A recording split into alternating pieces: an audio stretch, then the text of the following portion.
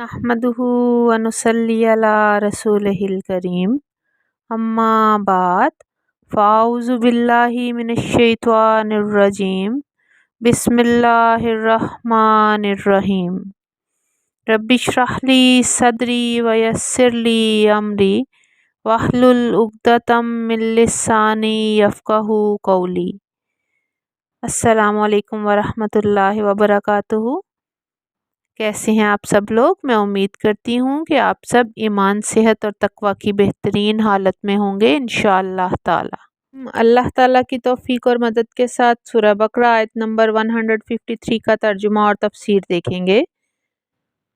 शुरू करते हैं सूरह बकरा आयत नंबर 153 के तर्जुमा से। ए ईमान वालों, सब्र और नमाज से मदद चाहो और जान लो कि अल्लाह सब्र करने वालों के साथ है। अब हम अल्लाह ताला की तौफीक और मदद के साथ सूरह बकरा आयत नंबर 153 की तफसीर देखेंगे। अल्लाह ताला ने पिछली आयत में शुक्र का हुक्म देने के बाद इस आयत में सब्र और नमाज से मदद मांगने का हुक्म दिया है, क्योंकि बंदा या तो हालत नेमत में होता है और शुक्र अदा करता है, या हालत आजमाइश में होता है और सब्र करता है। ईमान वालों से यहाँ मुराद जिन लोगों ने अपने रब को और उसके वादों को सच्चा माना। ए ईमान वालों, सब्र और नमाज से मदद चाहो। सब्र क्या है? सब्र है अपने नफ्स की मुखालफत करना, नफ्स को अल्लाह ताला की अताअत पर गामजन रखना और अपने नफ्स को अल्लाह ताला के मना किए हुए कामों से रोक के रखना सब्र है। और हर वो चीज़ जो आपके नफ्स को मरगूब है उसे सिर्फ़ और सिर्फ अल्लाह की रज़ा के लिए छोड़ देना सब्र है। सही बुखारी हवाला नंबर 6424 है। सैयदना अबू हुरैरा रज़ी अल्लाह अन्हु से रिवायत है कि रसूलुल्लाह सल्लल्लाहु अलैहि वसल्लम ने फरमाया, अल्लाह ताला फरमाता है, जिस मोमिन बंदे की महबूब चीज़ मैंने दुनिया से उठा ली, जैसे बेटा, भाई वगैरह, और इसने इस पर सब्र किया तो इसकी जज़ा मेरे यहाँ जन्नत के सिवा और कुछ नहीं।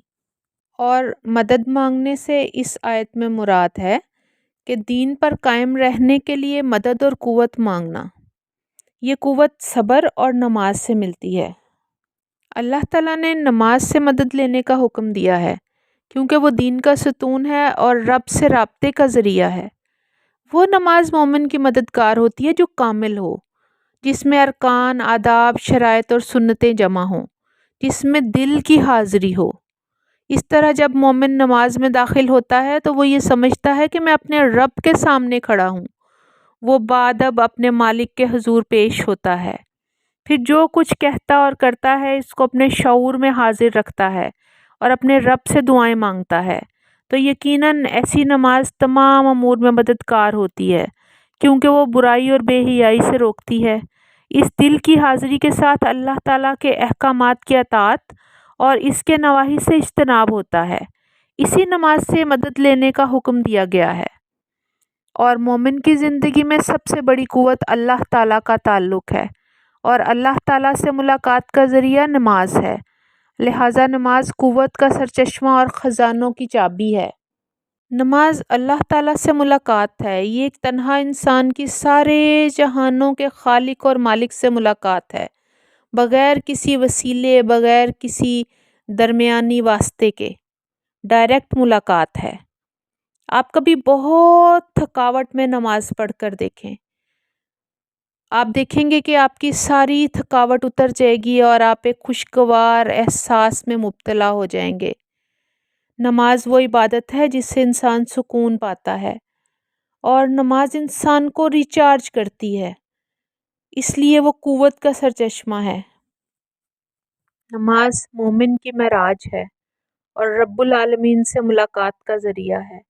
नसाई हवाला नंबर 3392 है। नबी पाक सल्लल्लाहु अलैहि वसल्लम ने फरमाया, मेरी आँखों की ठंडक नमाज में रखी गई है। अल्लाह ताला ने ईमान वालों को हुक्म दिया है कि ईमान वाले सब्र और नमाज से मदद लें, क्योंकि मुश्किलात में कामयाबी का ज़रिया सब्र और नमाज ही है। सूरह हूद आयत नंबर 114 और 15 का तर्जुमा है, और आप नमाज कायम करें दिन के दोनों अतराफ में और रात की चंद घड़ियों में, بلا شبہ نیکیاں برائیوں کو لے جاتی ہیں، اور یہ اللہ تعالیٰ کو یاد کرنے والوں کے لیے نصیحت ہے، اور آپ صبر کریں، بلا شبہ اللہ تعالیٰ نیکی کرنے والوں کا اجر ضائع نہیں کرتا۔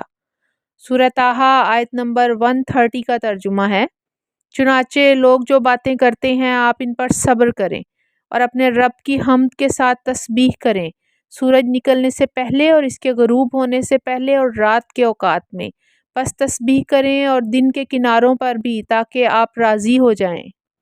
آیت کے آخری حصے کو دیکھتے ہیں، جان لو کہ اللہ صبر کرنے والوں کے ساتھ ہے۔ یقیناً اللہ تعالیٰ صبر کرنے والوں کے ساتھ ہے۔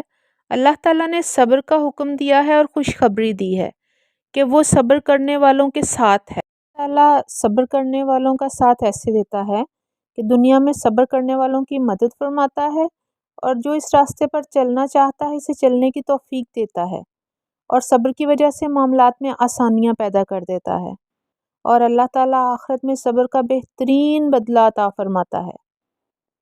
ابن ماجہ حوالہ نمبر 4032 ہے۔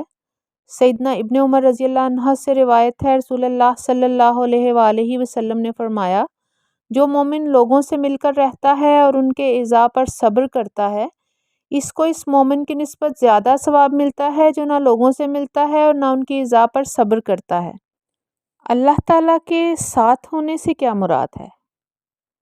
اللہ تعالیٰ کے ساتھ ہونے سے مراد ہے اللہ کی مدد۔ اللہ کی مدد ان کے شامل حال ہوتی ہے جو اللہ تعالیٰ کے لیے اپنی ساری دنیاوی خواہشوں اور تمام نفس کے حملوں سے خود کو بچا کر رکھتے ہیں، صرف اور صرف اللہ کی رضا کے لیے صبر کرتے ہیں۔ ہم مل کر اپنے پاک پروردگار سے دعا کریں کہ وہ ہمیں اور ہماری آنے والی نسلوں کو نماز قائم کرنے والا اور صبر اختیار کرنے والا بنا دے۔ آمین ثم آمین۔